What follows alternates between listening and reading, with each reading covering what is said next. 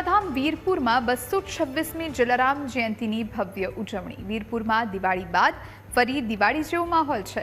વીરપુરની મુખ્ય બજારો, મકાનો, ગેસ્ટ હાઉસ સહિત જગ્યાઓ રંગબેરંગી લાઇટિંગ્સથી ઝળહળી ઉઠી। ઘરે ઘરે રંગોળીઓ, આસોપાલવના તોરણ બંધાયા।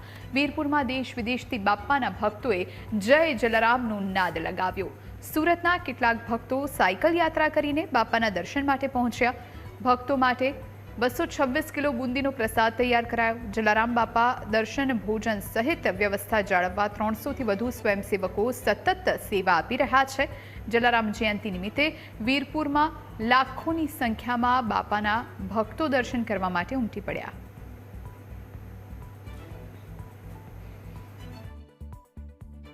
एकदम दिवाળી જેવો માહોલ છે ને ખૂબ આનંદદાયક અહીંયા જલારામ જયંતિ ઉજવાય છે ને ખૂબ જ આનંદ સાથે આ તહેવાર ઉજવાય છે।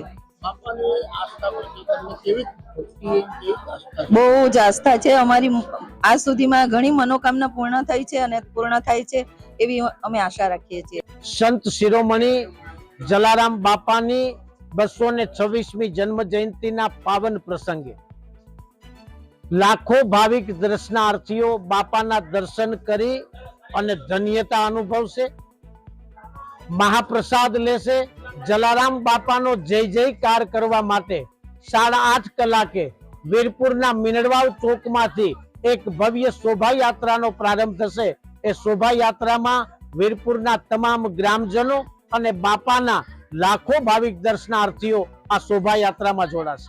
બહુ ઉત્સાહ છે અને અહીંયા બી વીરપુરમાં બી સારા એવા ભક્તો છે કે જલારામ બાપાની હારી ભક્તિ કરે છે અને બહુ ઉમંગ છે। આજે જલારામ જયંતિ નિમિત્તે અમે ત્યાંથી ધોરીકુઈથી આવ્યા છે। અમને બહુ સારું લાગે છે। કેટલા વર્ષોથી બાપાના દર્શન કરવા માટે આવો છો?